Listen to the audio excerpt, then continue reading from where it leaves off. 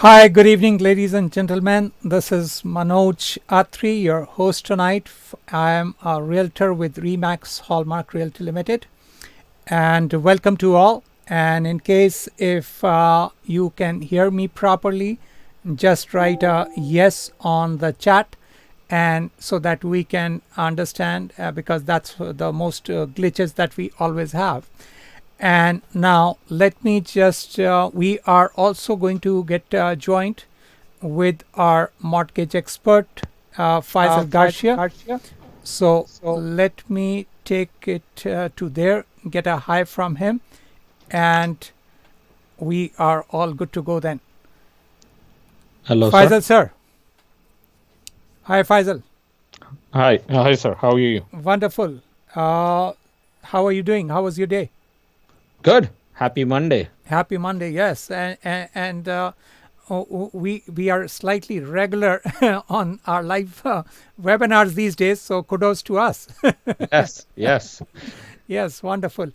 Okay, so yes, Faisal, we have some interesting live webinar today, and we'll be covering a lot of topics. So let me get over and start with the agenda of the day, and then I will catch you as we go along.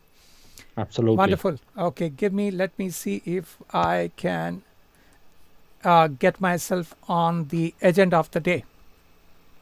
Okay, so as you all know, I generally start with my real estate monologue, and this is a very interesting, and also Faisal, you'll find it interesting that, and you'll be able to guide us there, that if I've got these numbers right. We are going to discuss a purchase of a $500,000 property and see if we can bring it down to close to $2,200 per month. Okay, so let's see if we can do that today. Okay, now next we will be doing real estate articles, and see there is some conditions when we are trying to purchase a property for $500,000 with $2,200 per month, and renting may be an option there too. So we are going to discuss it from landlord blues and investing blues when we are trying to do this particular purchase. So we will go through those articles there, and then we will go to the main topic of the webinar: can I rent to own with bad credit? Lots of people have always been asking, like, is that possible? So we are going to work on that and see if we can get that addressed. And we are in continuous touch with the mortgage expert here, and we will be taking his expertise off and on as we go along. Okay, let me see. Let me take the experts say on this one. What do you have to say about? Do you think we can do purchase a property for $500,000 for $2,200 per month? It looks doable. Depending on what you include in, but it seems yes. Yes, wonderful. You are an expert. You have dealt numerous properties on your own, so you are very good with numbers. I think so. We will be right on target. So let's see if we can get this addressed to all of our people here. Now let's get over to this particular article here. So this is what I'm trying to say. We're trying to buy a GTA and surrounding area properties. The value of the property is $500,000, and let's see if we can bring it down to close to $2,200 per month. So we have just written Toronto area is Greater Toronto area and the surroundings. Anywhere, it's a possibility. You have to just make sure. The reason we are saying here, because the rental market is very good here, and that is why if you're going outside of this particular area, then I would like to make sure that you check the rental aspect first before you indulge into it, because that is the reason I've written we're very comfortable with getting a good rental income in the Greater Toronto area and the surroundings, because rentals are skyrocketing these days. So the purchase price is $500,000. Annual gross income is, as we have seen, should be close to 4 times the annual gross income. That's up to $125,000. Now, this amount can increase to 4.5 times, provided you have very good credit and low debt. And we'll take the experts' advice on this particular one. Faisal sir, so Yes, sir. I am saying that for qualifying for a $500,000 property, your annual gross income should be 125, Somewhere in that neighborhood, yes. 4 times the income.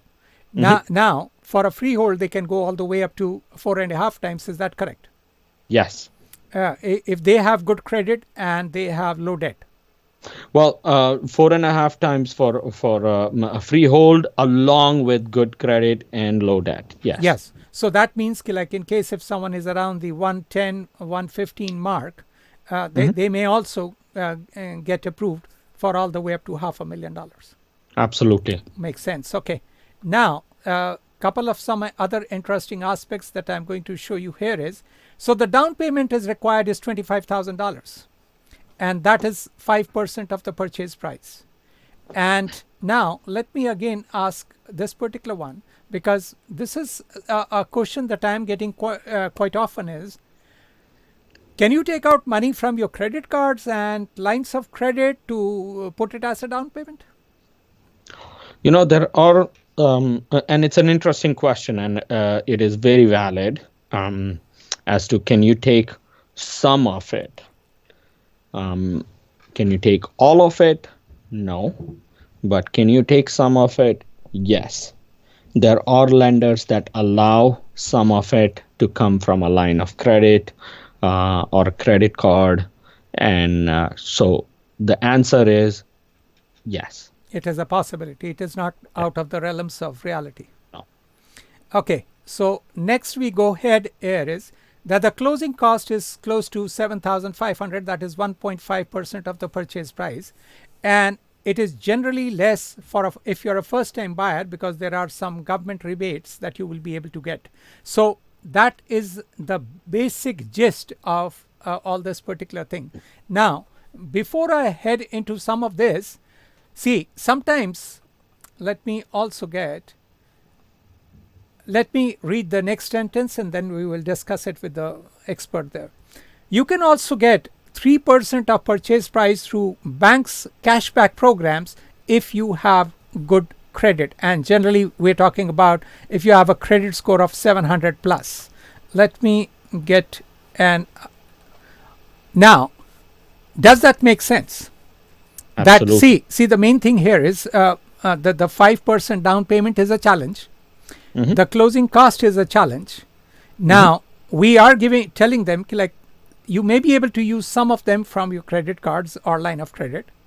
RRSP is there. And what else is there? Family, you can borrow funds from family and friends. Is that a valid one?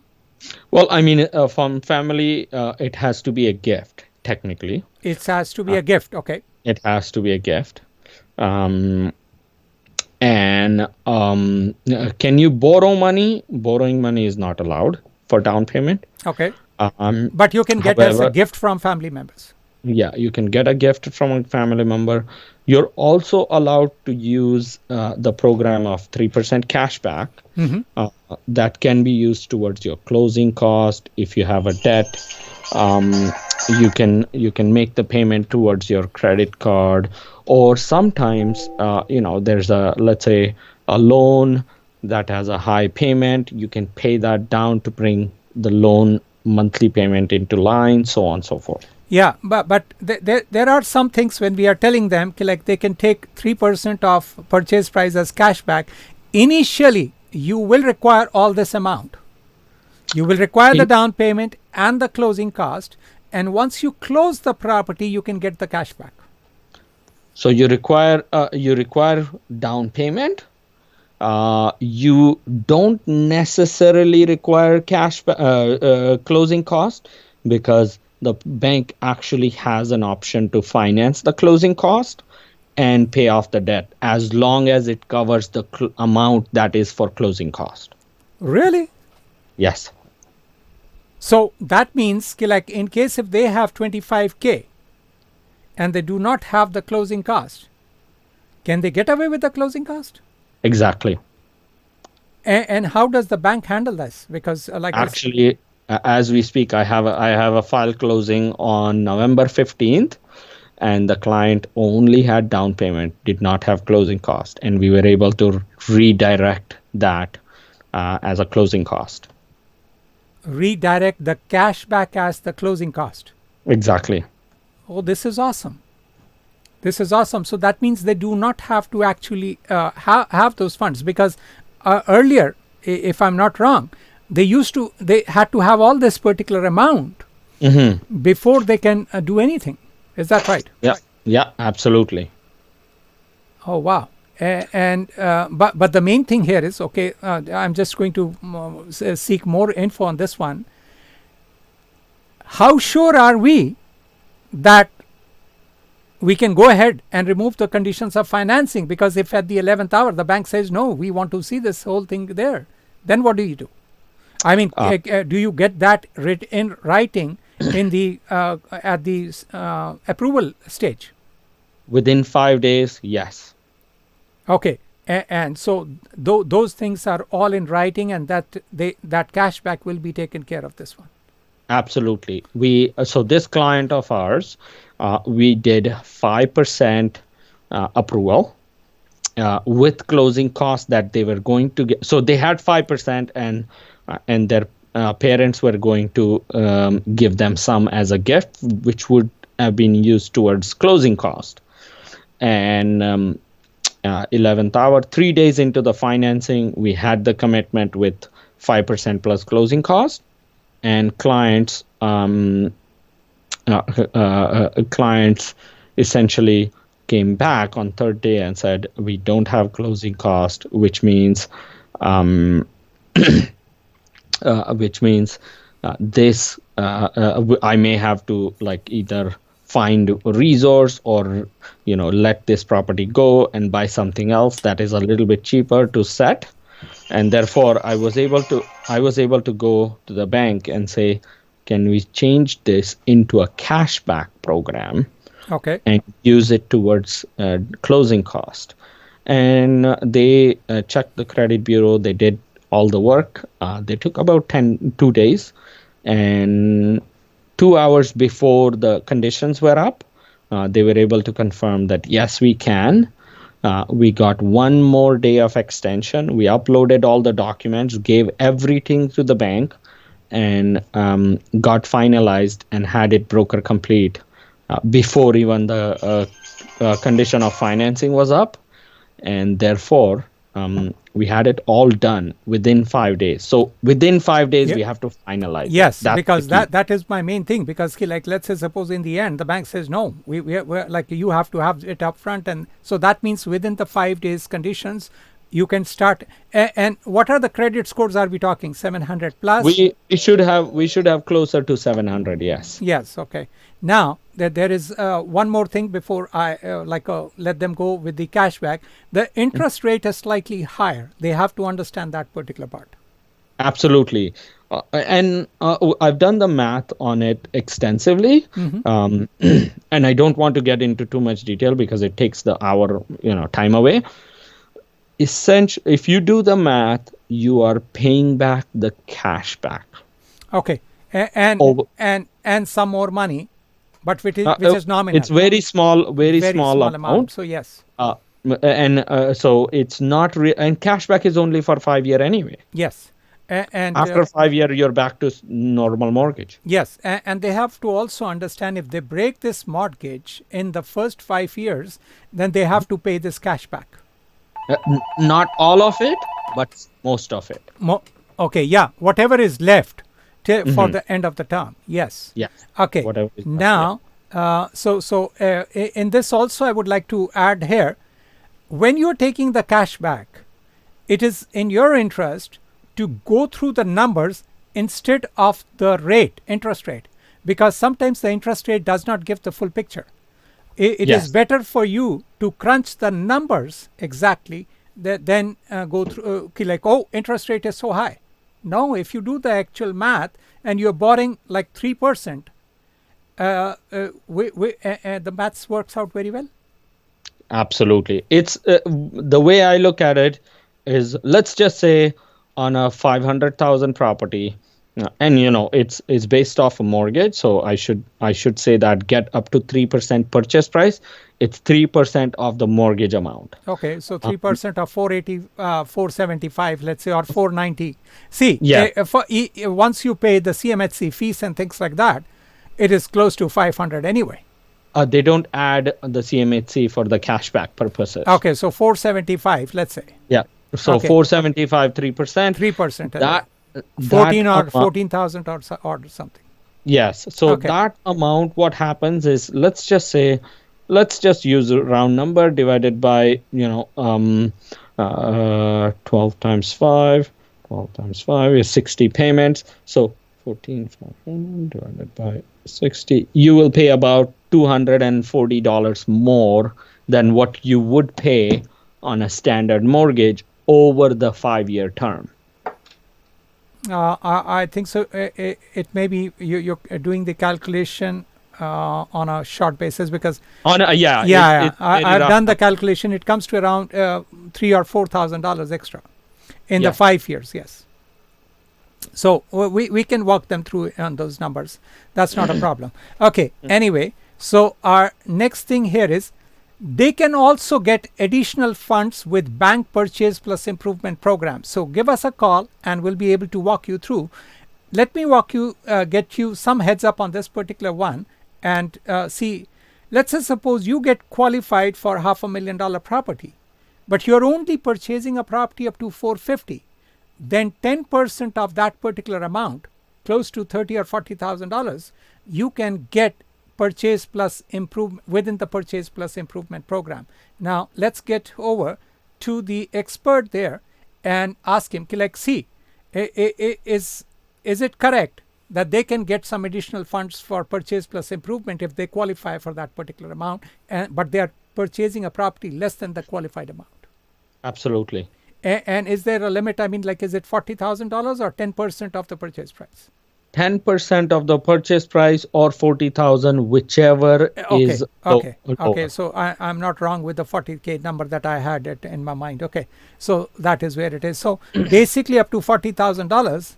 Let's say suppose you get qualified up to $500,000, but you are purchasing a property for $460,000. So you can get $40,000 for fixer-upper properties there, provided you are like eligible for with your credit score and everything. So this is an additional amount you can procure if you're doing a fixer-upper there. Absolutely. See, so there are lots of things. I mean, like money is there, provided like you have to gear yourself up. But there are possibilities that you can get your dream true addressed.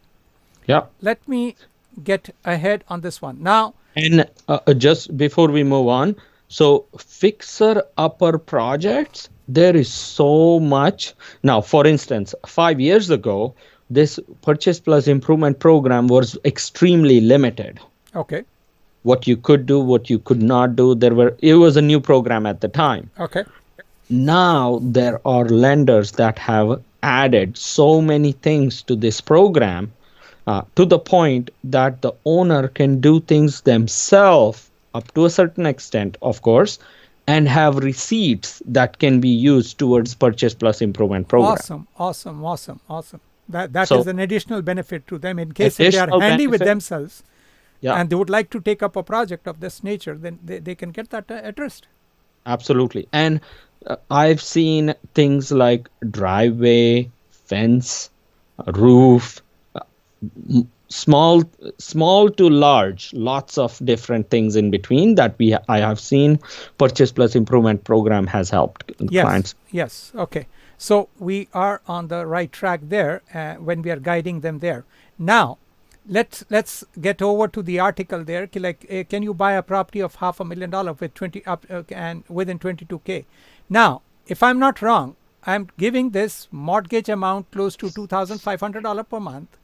Utilities around 300, home insurance around $100, property taxes around 300, combined to around 700, and total comes to around $3,200 per month. Give me, I mean, am I giving sense to these numbers? Yes, absolutely. They're very realistic I'm even numbers. generous here. I think so. Yeah, they're very realistic number on the higher end. Yes, because if you go with cashback, you may see these numbers. And that is why I went on with those numbers, just to take it on a higher side, like utilities, home insurance, and property taxes, 300, 100, and 300, 700, and it comes down to $3,200 per month. Now, this is where I am, like, in case if you can afford $3,200 per month, good to go. You are like, this is your own property. But now, let's say, suppose if you're struggling there and the renters rent with the skyrocketing rent, and you're getting close to $2,500 or $2,600 as rental places, might as well see if you now can procure a property where you can rent out a portion of the property for $1,000 per month, you can bring it down to $2,200 per month. So whenever I'm saying this, it is very valid. This is the most important condition, that you should be able to procure a property where you can rent out a portion. Let's see if what I'm saying is making sense. Go ahead, Absolutely. sir. Absolutely. Because, like, see, when the market gets tough, I mean, you'll have to come up with some options. Well, you've seen how many, you've helped me do multiple. And yeah, all of those numbers are realistic numbers. We've done it project over project over project. Yes, I mean, we know we have done it, so that's why, I mean, we are fairly confident. But the main thing here is, this is where the problem begins. There, people, clients, prospects, they're not comfortable with the idea of renting their property. So then you are stuck with the $3,200. But now, in case if you're finding properties which are $2,500 or more, even $2,600, $2,700, this is also an option that you can look into. That is where I am coming from. But I know this portion, when I say if you can procure a property and you can rent it out for this is not everyone's cup of tea. It is not an easy exercise. And that is where I will be heading over to my next article. So this is quite a hitch. Rent out a portion of your property. That is where everyone gets stuck. But in case if you can, I'll guide you further here. But if you can take the step, it is a possibility that you can bring it down to $2,200 per month. And even less, because rentals are crazy these days. Let me interject. Go ahead. Feel free, please. So, see, you've helped multiple clients, and so many of them have ended up doing this. Yes. Okay. And yes, there is a bit of a comfort zone. However, that comfort zone only has to be developed the first time. Once a client does one tenant, second, third, for some of them, you've seen they've turned this into a profession. Absolutely. Every 2 years or 3 years, they're coming and saying, Manoj, let's buy another property. Another property. Real estate has become an ATM. You have to get on this bandwagon. So to answer, to give an idea to the audience, this is a very realistic formula. And it works. Yes. And I've seen clients multiply, and I've seen clients that cannot do it. I've seen both of them. And that is true. and you really have to look at it as your, if I could compare this being landlord, I could say it's your casual on-call job. Okay. Like easiest way to explain. Yes. Now, I'm going to take them to the other side of the spectrum. Okay. We have told them you rent out a portion of it and you can bring it down. I am very sure it is not your cup of tea. And now I'm going to take you to the other side of the spectrum and tell you everything that is negative about it. So you can understand the whole spectrum and then feel if you're comfortable enough before you indulge into it. So now let me take you to an article and let me take it here. I thought, now this article is by Business Insider, Ashley Abramson on October 29th of this year. I thought becoming a landlord would bring in $400 a month, but it ended up costing me. There are 6 things I wish I had known before I rented my house. What do you have to say with it? Yes, it is not everyone's cup of tea. We understand that clearly. And that is why I picked up this article so that I can walk them through. Like, okay, these are the 6 things. We are going to highlight those 6 particular things, and we are going to give some of our experiences over on that particular one. Okay, let's head fast so that we can cover this particular article in completely. Yeah. Okay, let me go through the first one.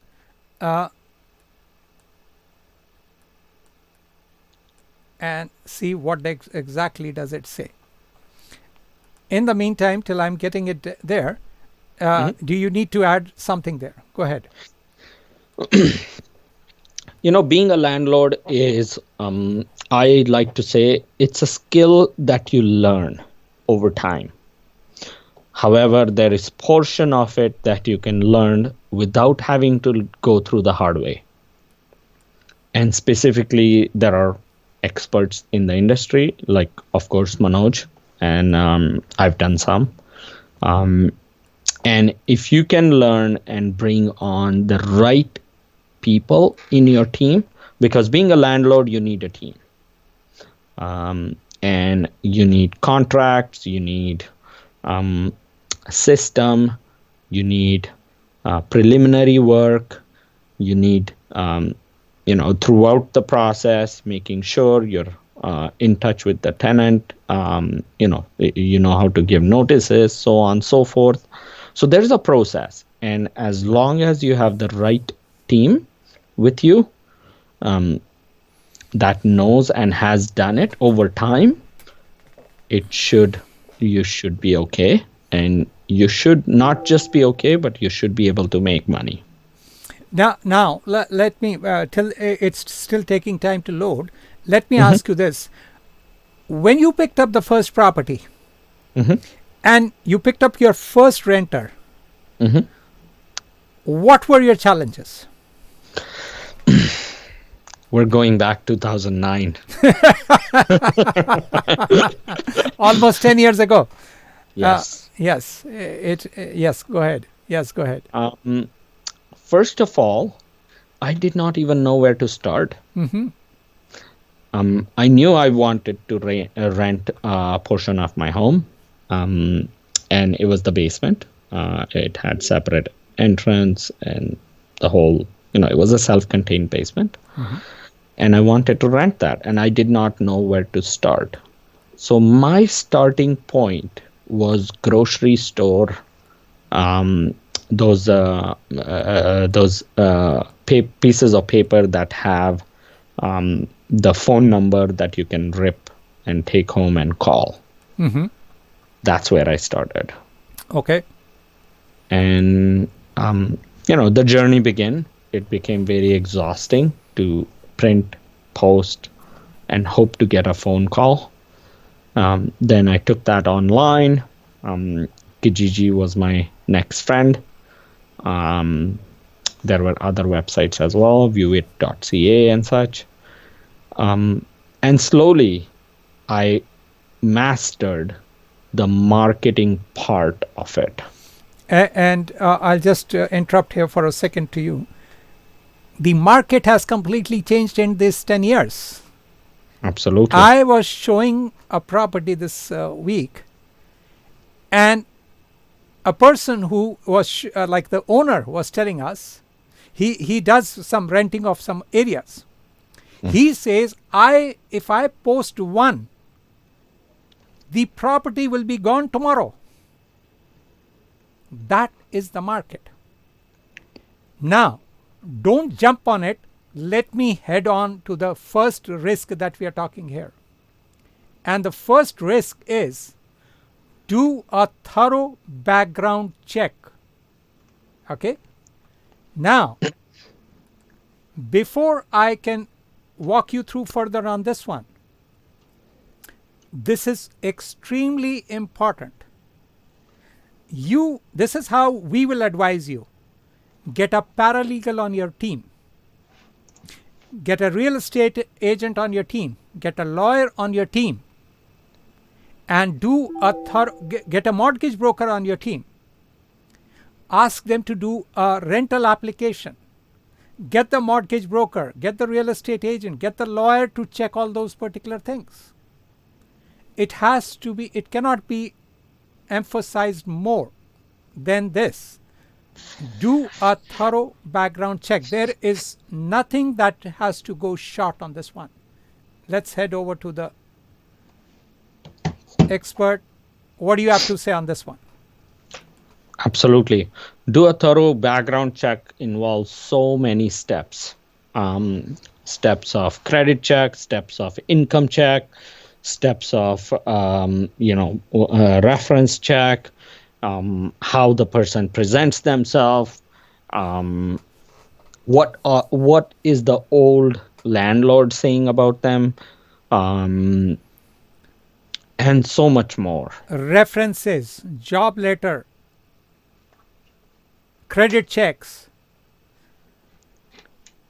and you have to go the whole 9 yards.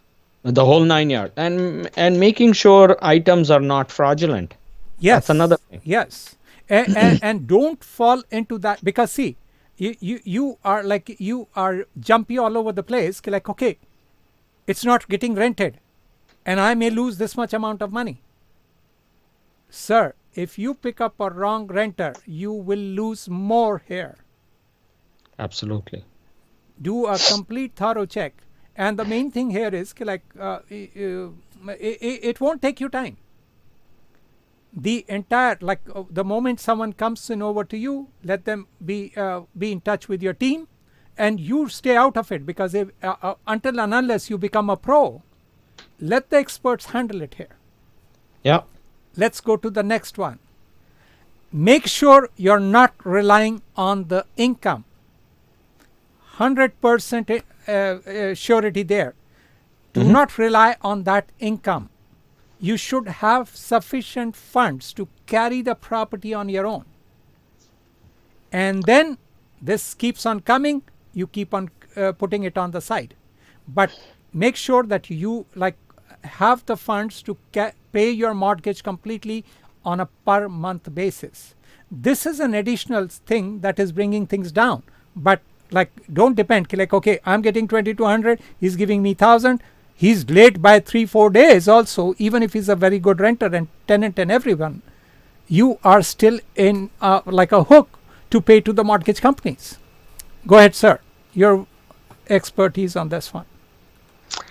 My advice is, and it goes, every client is different, is to have access to some sort of credit or have a little bit of funds put aside for rental hiccups. Absolutely. Absolutely a must. Okay, let's connect to the next part. Be prepared for awkward conversations. Yes. Late payments. Now, these tenants, the tenants are very, very smart people. Some of them have been renting numerous places. They are an expert in landlord and tenant board. And your payments will go late. That is where our strong advice to you is, have a paralegal on your side. They're supposed to pay you the amount on the first of the month. They haven't paid. They have given you a good story. Forget that story. Call your paralegal. Let him hound them. What do you have to say on this particular one? Every tenant has a reason to not pay on time. They have stories. Well,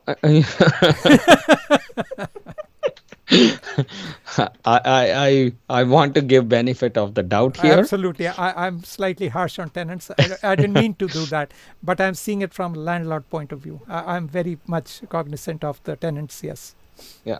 So every tenant has a reason to, but the way to look at it is it's exchange of a rental space for a payment. So at the end of the day, if the tenant does not pay on time, you have every right to give them, of course they have a reason to, but that reason does not suffice your mortgage payment. Absolutely, Faisal, because the main thing here is, we have dealt with the ones where people have called us up and said, I am in a mess, can you help us out? And then we have generally asked them, like, okay, when they did not pay it to you, why are you listening to these stories? You need a paralegal on your side. Tell them, I have nothing to do. Let the paralegal talk to you. We will give you a few references and things like that. Immediately act on it. This is business. This cannot work on stories. Anyway, let's go ahead if you need to add anything to it. No, I want to say that give the benefit of the doubt. However, make sure you execute what is needed to be done. And keeping a paralegal in your team is absolutely important. Absolutely. Well, we also learned the hard way. Yep. Yeah. So we are when we are giving you the expertise, we know what we are saying. Yeah. Okay. Anyway, now the next one is, don't rent out your place if you plan to sell anytime soon. Very important. First of all, it is very difficult and inconvenient to show the property regularly. And then you may get a very good offer, but you have to give them proper timing to your renters in order to vacate the property. So it has to be like, if you're trying in the mood to sell, or if you're planning to sell, get it vacant. It will help you much more than having the renters there and trying to sell the property. What do you have to add to this one? I don't fully agree with that part, because I have had tenants that have moved in when I told them that I'm planning to sell. What I suggest is do a full disclosure, have that in the contract, and make sure you follow the landlord-tenant board stipulations. Guidelines. Yes, completely. You have to be on the right side of the law. Exactly. Make sure that it takes care of there. And I've had tenants that cooperate. I've also had tenants that don't cooperate. Absolutely. And so, we are only telling you when you find the ones they don't cooperate. And not only that, they create quite a problem with showings. If you're trying to sell the property, they don't show. Okay, you can come and the real estate agents are all struggling out how to show the property. All of this comes with the expertise part. Yes. Because you've also helped me with one of the properties I've had. Right? So there are ways to work Every problem has a solution. Mhm. You just need to make sure that the solution fits your problem. Well, yes. Okay. Now let me cover the next part here. Go over your lease with an attorney 100%. Either have a real estate agent, either have a paralegal involved, either have a real estate lawyer involved, and work with the person who has handled these rental situations. They know more about it. And I would strongly advise uh, some of the paralegals are equally qualified.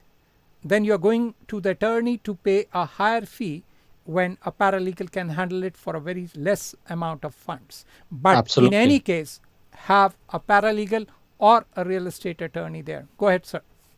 Yeah, absolutely.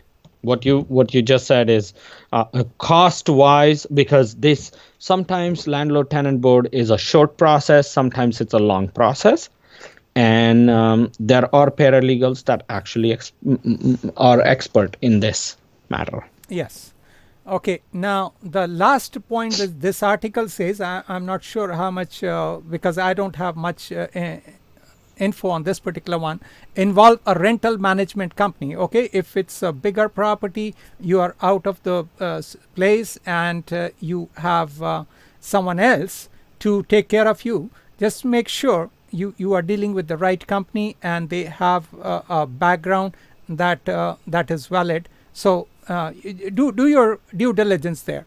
That is what I would say. Go ahead, sir. See, rental management company does not bring in any additional skills or expertise that you as a landlord cannot develop. That's the first part. Also, there is a cost involved.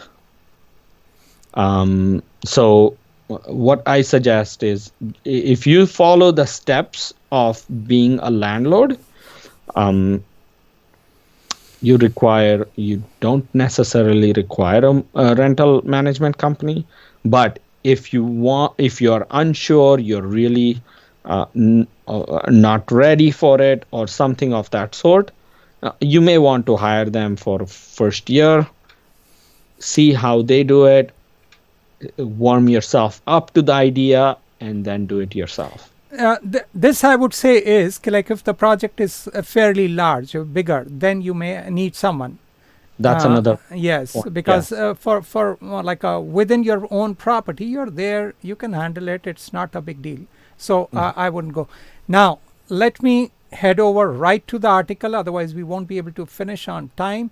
So Mhm. rest of these articles, the general public can like all of them are in the description area. You can go ahead with it. And now let's head over to the main topic of our day to cover that can I rent to own with bad credit. So let's head over there and maybe let's see if I have any queries at this moment. So let me head over there. Okay. So now we are covering our main topic of the day, which is rent to own. Can I rent to own with bad credit? The only thing I can tell you here is this is the only program where actually it bad credit only works. If you have a bad credit, then only you are going into a rent to own program. So now let's head over to the details here so that I can explain you further on this particular one. And to some of my new subscribers and to the new audience, let me just give them a 2 minutes here on what exactly is rent to own homes. Now, rent to own homes in simple terminology, that's what I'm going to explain you here is that is you're not buying today but buying tomorrow. So and this tomorrow can be anywhere from 1 to 5 years term. So let's just suppose your credit score is 500 and it takes you to reach 2 to 3 years for reaching it all the way up to the 650 mark or 700 where you can procure a mortgage. So you do your rent to own for those number of years. Now if you get in touch with our expert here, he has done some wonders that we discussed last week, last webinar rather, that he had got someone whom he had done in 3 to 4 weeks, and that was, yes, he took them over from 464 credit score to 629 in 3.5 weeks. So maybe the whole program may not apply for you at all. So just be in touch with him and he can guide you and make you get a mortgage on day one. Now, remember this particular one aspect, and that is also I needed to explain it to you, that in this rent to own, there is, like, you have to buy the property at the end of the term. There is a component that you have to own the property. It is not that rent to own for life. After 1 year, 2 years, or 3 years, you have to procure the property. That means you have to get a mortgage. So it is not an unending format. So that is what I wanted to explain on this particular one. Faisal sir, any input on this one? No. Essentially, all I have to say is you will have to buy the property, of course, and you have to.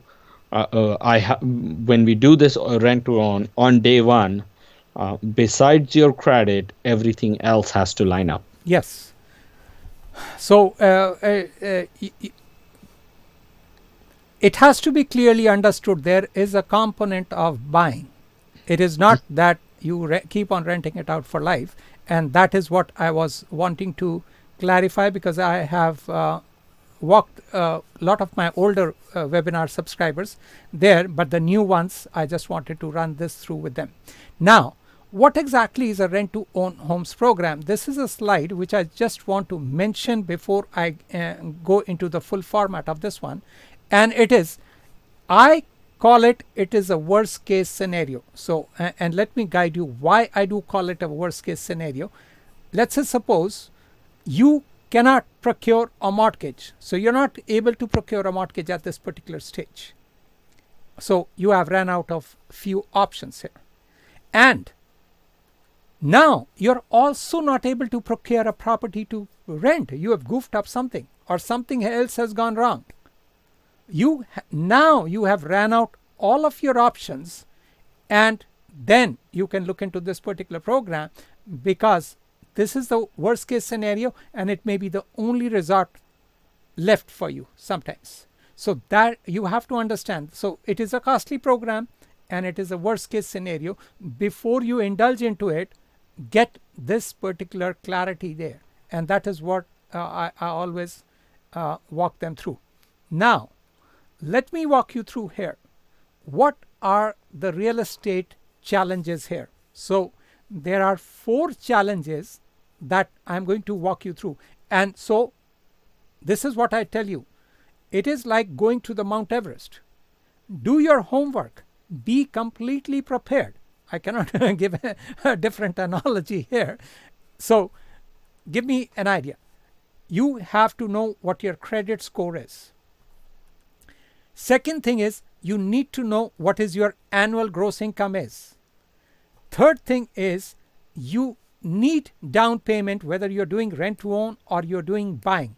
We can assist you with cashback programs, with some other RRSP with lines of credit. You can take out some funds from there. We can help you with purchase plus improvement, and as the expert just walked you through, that you can use the the cashback even for your closing cost. But in all of these things, these 3 components have to be there. You have to understand this is how the game plays. And now let's say suppose your credit score is good, your income is good, you have the down payment, and this is another challenge that you may not be aware of, but that is what is there in the market. Finding a property in your price range has become another real estate challenge these days. And let me see if I have picked up the challenges correctly. Go ahead, sir. Well, you have a long list there, so I don't see anything left out. I know. I just wanted to see, because Once, even if your credit score is good, your income is fine, down payment is there, finding properties in that price range is another big challenge. I mean, like, people come to me, we are discussing everything. I said, what you are telling me, these are not the challenges. The main challenge will be, in the end, is finding a property in your price range. Well, that is one. And I like that picture, by the way to Mount Everest, because it is, It is quite a task. Quite a task. And I do remember my first time meeting you at your office, and you gave me a thick page of, you need to read this, you need to understand this, you need to understand this, you need to understand this. And and I had just finished a course. It was estate planning. And I looked at that paperwork and I was like, wow, this looks like estate planning 101.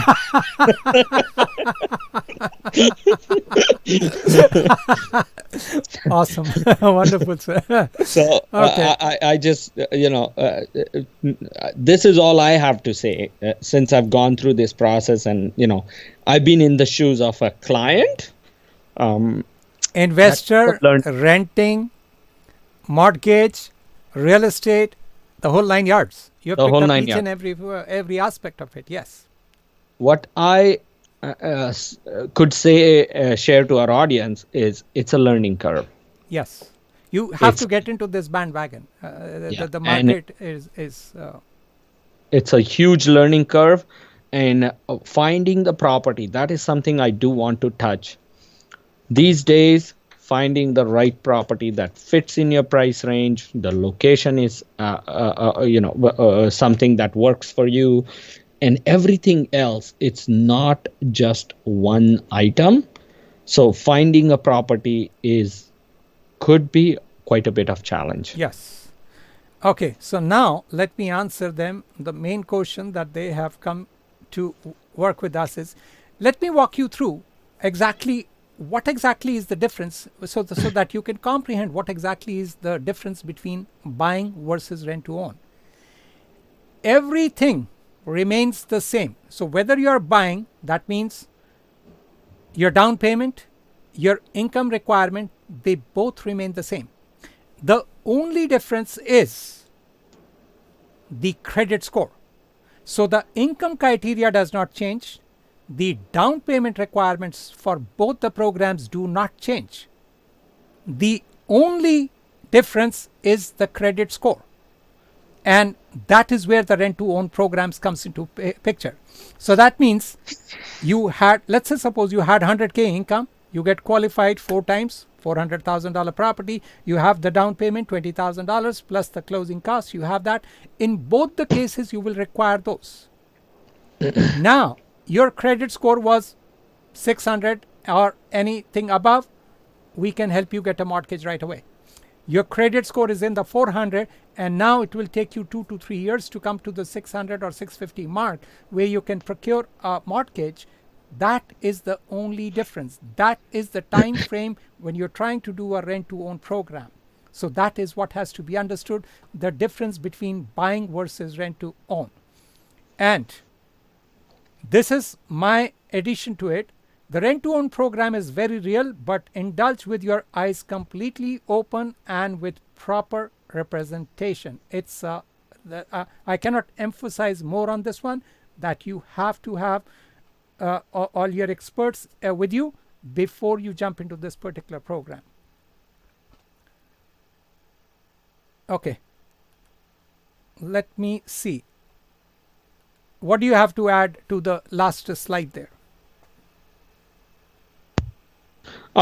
No, what you've said is absolutely correct, and I don't want to take too much time. Yeah, we are running against it. Okay. Credit score is the part that can be worked on.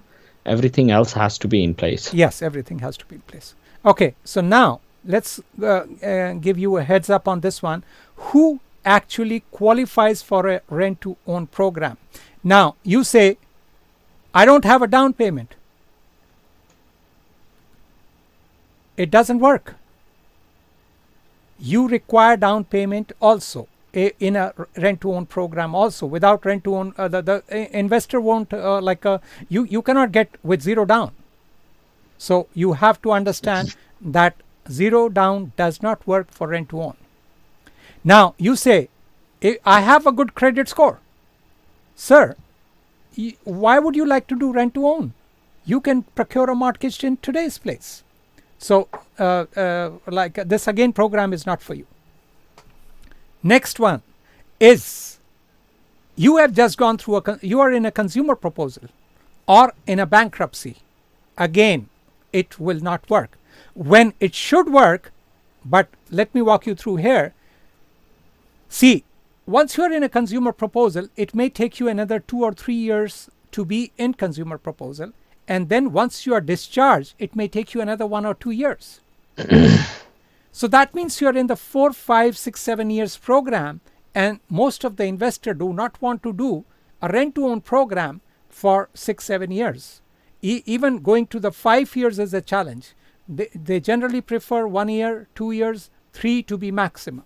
So that is why we do not have at this moment people with consumer proposal and bankruptcy. So that is where we are still working on it. In case if we find someone who is willing to look into our consumer proposal and bankruptcy, investors who are willing to look into it, we'll be more than happy to assist you. This is the one that will qualify, and that is if you have a bad credit score. Yes, we have already told you it's the worst case scenario. It's the most costliest program, but apart from those things, yes, it will work for you.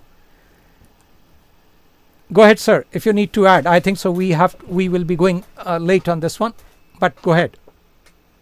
Yeah, those are the criterias. Good credit score, no down payment does not start. Rent to own requires down payment. Investor does not. He's taking too much risk. Absolutely. And if you watch the previous rent to own webinars, you will also see that on day one, the investor is already down by 10%. 10 to 15%. Okay. So you have more info on that. Yes, the main thing here 10 is, the number I have, but 10 to 15%, they're already down by that much. So he has given, let's say suppose he buys, the investor buys with 5% down payment. Mm-hmm. He's paying 4% as CMHC piece, 1.5% as closing cost. Yep. So 5% has gone down the drain right there and then. 5.5. Okay.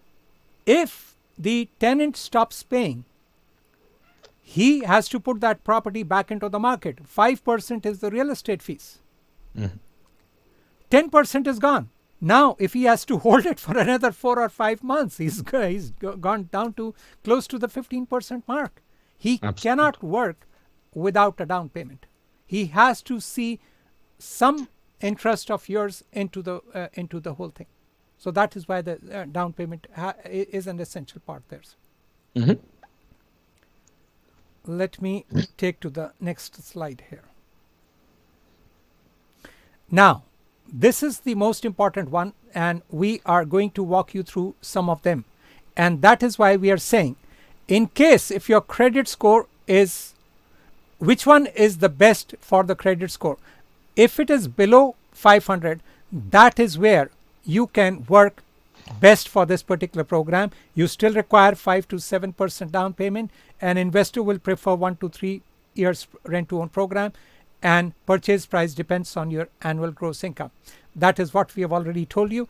If your credit score is between 501 and 600, it is in your interest to get the credit repair, get it done, repaired fast. I've already told you we have an expert here. He can get your credit score above the 600 mark so that you can procure a mortgage as soon as possible. And so you do not have to go for the rent to own program. So anyone below 500, that may be there. Best to get your credit repaired addressed. It is faster to get purchase addressed than trying to do rent to own, and your down payment accumulation and assistance is required. We have numerous ways to help you with the down payment, and see if I get the time, I'll be able to walk you through. This is the best. If your credit score is above 600, don't go for rent to own. We'll get the mortgage addressed right for you. Use your down payment accumulation and assistance if required. And this concludes our rent to own with bad credit. So I hope I have given them enough information on this particular one.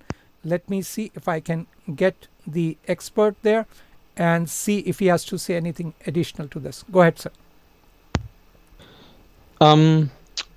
Rent to own, there's lots to know. I mean, you've covered all of it. But yes, for me to add to this whole rent to own part, down payment is absolutely required. You also need to work through your credit, and there's other parts as well involved, and there are things that can go in wrong in rent to own. That is also something for you to know. So Absolutely. It's a program to understand in depth before jumping in. Yes. So I think so. With that, we conclude this one. And before I conclude, let me take them over to a few of the websites that they can go to. This is the website where of the mortgage expert there, Credit Repair Now. You can go here and get your credit repaired. There is a nominal fee that he charges, but it can be done, and he has done wonders, and I can vouch for that. Next, his other very good website is faisalgarcia.com, so you can be in direct contact with him on that particular one. Go ahead till the time it loads. If you have to add anything to it. No, I mean, there's lots of info on both of those websites. I suggest go through in detail. There are calculators. There's lots of info, lots of blogs. Anything we come across, something new, we write things about it, and we post it. Yes. So this is your second website, which is the faisalgarcia.com. So people can go in here and be in touch with you. Get the he has done wonders in many deals. So you'll be happy to have him on your side there. Now let me get over, and you can keep on adding something of this particular thing of your website till the time I can get something else addressed here. Now this is one of my websites, which is called manojatri.com, and so this is where they can come and be in touch with us. You can register yourself for the upcoming webinars, or you can subscribe to our YouTube channel, and we'll be more than happy to be guiding you through the real estate as difficult transaction or as easy transaction, help with down payment programs if need be, and various other aspects of the real estate. Will be more than happy to guide you. And now when you are on this particular website, these are some of the other things that we cover. You can search online listings. We do buy houses with investors in GTA areas with any condition. You can also be in touch with us regarding power of sale, bank foreclosure listings. I have access to all of them. I'll be more than happy to share them with you. And now again, you can also be in touch with us, like how can you avail of this zero down with cashback programs that we have also walked you through. Rent to own homes, we are doing that, covering a lot of things in those particular webinars, and webinars every alternate Mondays. We are here with you, and working Mondays we are here. And you can also come get us a free home evaluation. Feel free to call me on that one. I'll be more than happy to guide you there. Anything you have to add on that particular one, sir? No, that entire website of yours has extensive detailed items as well. So that website is also very rich. At the same time, this MA in real estate is a great one. It's got I think you curate 6 to 10 articles a day. More than 8 or 10 these days. I curate these articles on a daily basis, and I like send it over to all my subscribers, so you will have Greater Toronto Area latest articles if once you subscribe, and you will receive. I think so. You are also in there. How are you Absolutely. finding it? I mean, like, I'm just wanted to get a heads up on that. One thing I really like about that email that comes from you is you can quickly scan that email and look at, okay, there's 1, 2, 3, 4, 5. And most times I use something called as a process of elimination. Okay. Oh, I don't need to read this. I don't need to read this. I don't need to read this. Oh, this one seems like some interesting. And I'll click on it. And it will take me to a different site. And it will give me an entire, article. So it's not just one. For instance, most times I've seen newsletters where it's one write-up in one email. In yours, there's pieces put together with a summary where if you don't need to read it, don't click that. If you want something else to be read in the same email, you click on it and it takes you onto the original one. So it's a lot more resources in one email. I appreciate that, sir. So now this is the website that is there, which is called, most of my emails will have a subscription to this one, which is called MA in Real Estate, that is Master of All Real Estate in the Greater Toronto Area. You can subscribe to this one here. You have information on me on the side, along with some of my other websites, and I'm also working on some of the detailed other websites which will make it handy for you, and that way you can be in touch with us. And this brings us to the conclusion for today.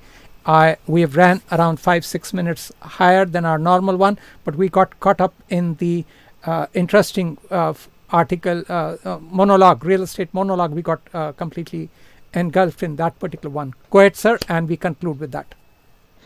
It's this webinar is so jam-packed and rich in what you have to share.